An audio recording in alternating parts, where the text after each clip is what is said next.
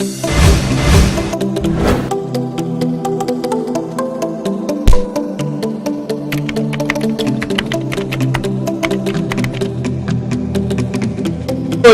Jesse here from the Financial Toolbox. Today, we're going to talk about the top 14 estate planning pitfalls that you want to make sure don't happen to your family or the people that you care about. Let's talk about estate planning. In my book, each chapter is represented by a tool, and the tool that best represents estate planning is the hammer, because both will deliver impact. It'll be a forceful representation to make your wishes happen the way you want it to be done. And if you do it properly, it's a wonderful thing. So now, let's talk about the top 14 estate planning pitfalls that you want to have avoided. The first, if you have minor children, make sure that you understand the difference between an executor, guardian, and a trustee. The executor will be the person settling the estate. The guardian will be the person taking care of your kids for years afterwards. And the trustee is the person who will take care of your kids' expenses, who will make sure that those get paid.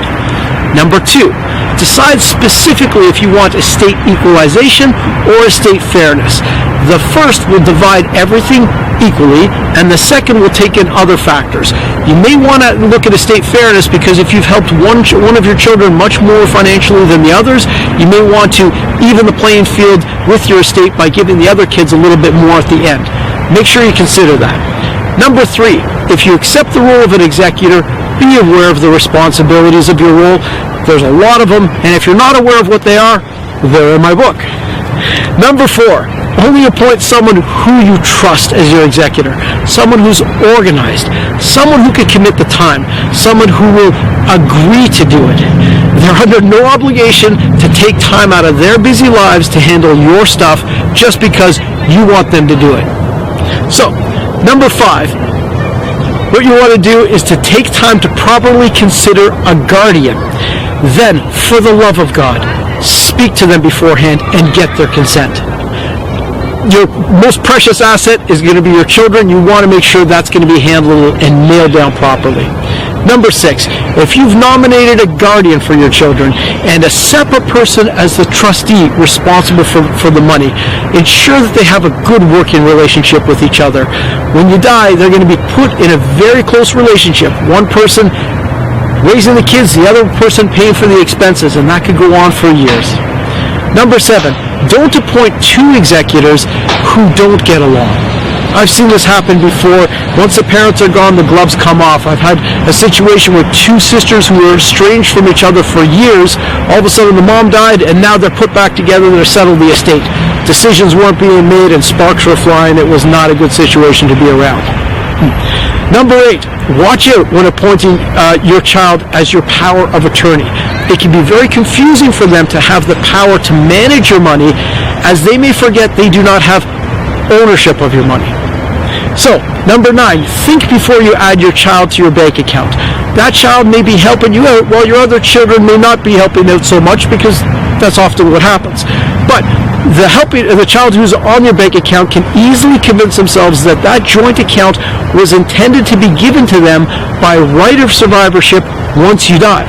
I've seen this before. Well, mom must have meant that this account was going to go to me because I was the one who helped and she put my name on it. Well, that could be a big problem for the other children, and it can create a lot of conflict between your children. Avoid doing that.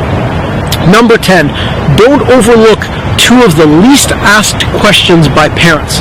The first is, how much will be needed to support my children when I'm gone? Your children are going to be expensive. They're just going to be someone else's expense. You want to make sure those are addressed. And the second one is, if I become guardian, will there be enough money provided in the estate of the deceased to help me to support these children? You don't want to saddle someone with a lot of expenses. They're doing you a favor by taking care of your kids, so make sure you take care of that. Number 11, the cost of raising a child to 18 and past their first university degree is always going to be increasing, and often these figures are static, and they don't anticipate the other costs involved, such as the person having to buy a larger house to take care of your kids, a larger car, maybe taking extra family members on vacation, because certainly they're not just going to take their own kids, they're going to take your kids too. There's going to be extra vacation costs, there's going to be camp costs, there may be extra schooling costs for high school. Those things aren't factored in, so be aware of them. Number 12, don't plan your estate before you plan your retirement. This is a common error I see.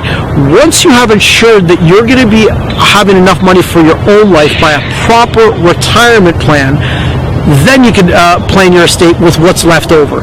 Get the retirement plan done first, then the estate. Number 13, don't improperly exclude someone from your estate. Avoid challenges to your will by including a letter explaining why you want to leave some adult children out of your will.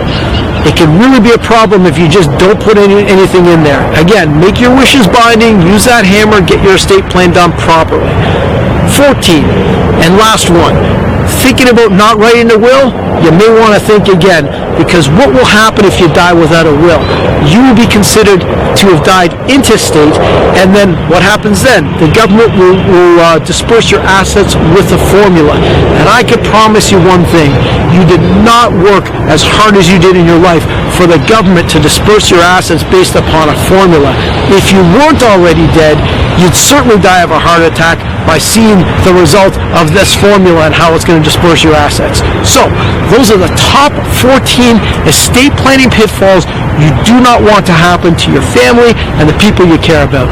If you have any questions on these, because these went by pretty quickly, go to my website, thefinancialtoolboxguru.com, and drop me an email from there. Happy to go through this and make sure your family is protected so we never have to see any of these things. Jesse from the Financial Toolbox, signing off.